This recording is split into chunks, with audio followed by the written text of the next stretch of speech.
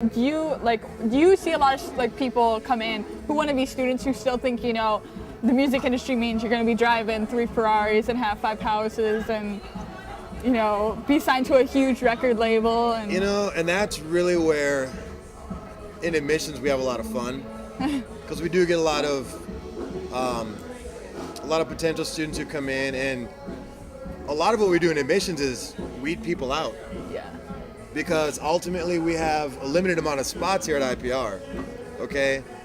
We're sitting at just over 300 students. We fluctuate between 300 and 400 students at the school, which means that every quarter only a certain amount of spots are going to be opening up.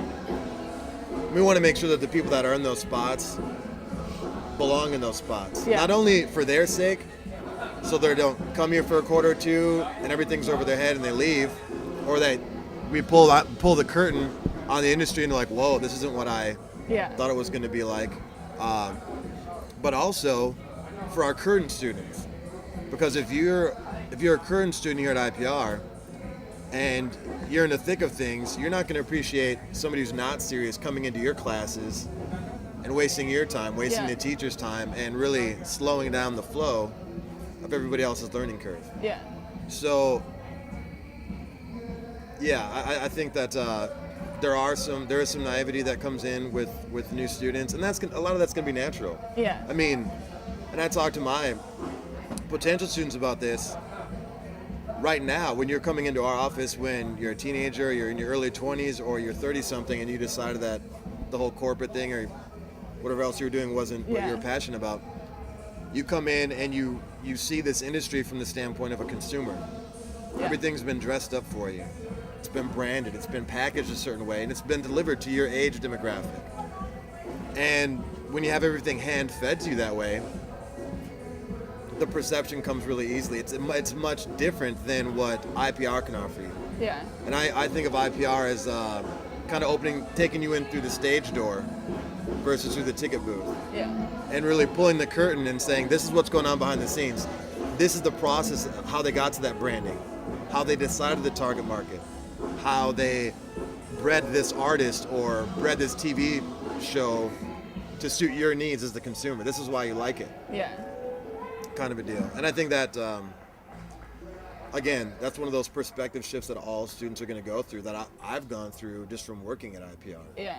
And granted, that's an important thing, but at the same time, it's a leap of faith. Yeah.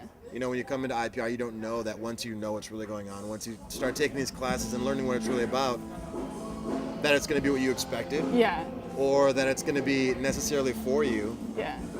But it's a wide open industry. There's a lot of places you can apply your talents, a lot of different skills. Yeah, I think going to IPR for the past year, I didn't expect, to go to LA right after I graduated or anything, but I still learned more in the past year of the industry than I had like growing up with pop culture and Disney and all of those, Clear Channel. Like no one really understands unless they actually like get into it and understand what's going on.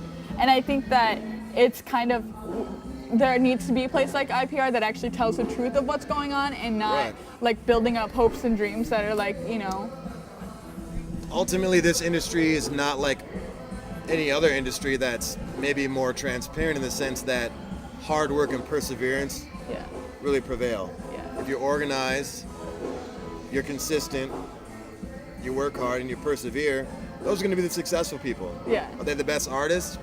Not always. Are, all the aesthetics that come into play are really second to those skills. Yeah. So what you just said kind of made me think of something. I have some questions for you now. Okay. I'm going to kind of flip the script here. Now, you said that in the last year you've learned a lot. What have been some of your eye-opening experiences in IPR? Well, did they come in the form of a class? Yeah, well, first off, working with the people that I working with like Scott Laguerre and Eric Charlstead, like Lance Saban talked about them earlier. It's like a complete eye-opener to everything that's going on.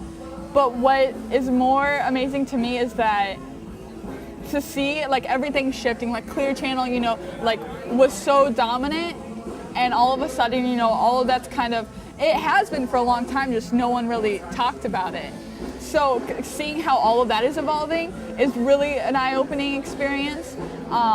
Scott Laguerre has an amazing talk during one of his classes. Well, Scott Laguerre talks all the time. First off, anyone who doesn't know Scott Laguerre, I mean, he's a talker, but he has this huge talk about Disney and like the phases of Disney, like from when you're born to when you're grown and having kids, and now it's in your kids' life. And it was like, wow, they do kind of own all of your life in that media sense. And to me, I was like, okay, but yeah, like those types of things that you don't really notice is like the kind of stuff that they're like down to earth, and they'll be like, hey, they'll flat out tell you what's going on.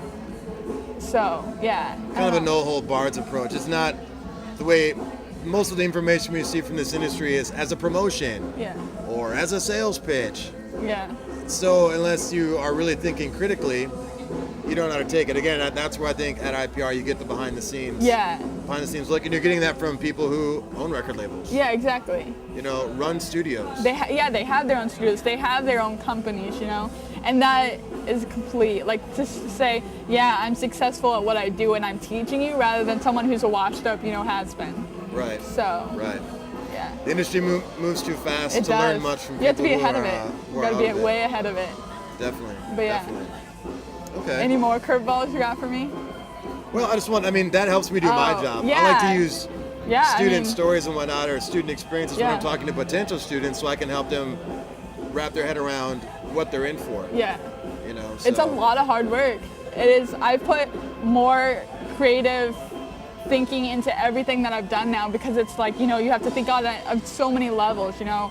There's not marketing, but you have to schedule everything, you know, you have to have everything ready for it. But you've learned the process. Yeah. You learned how to think in this industry. Yeah. And now, you've seen now you know what depth you need to go to really to have a good plan. Yeah, that's part of it. All right. Well, I think they want us to finish up because Erica's dancing over there. So I think if we have a dancing Erica, then we're wrapping. We're wrapping it up. I think so. But up next we got Erica, and she has the new Congress, which have a extremely amazing album that I've heard is supposed to be releasing soon. So maybe we'll hear some cuts off of it later on tonight. Yeah, I'm hoping so. I'm hoping they have a really good show. Cool. All right. Well, thanks for talking with me. Thanks for having me. All right.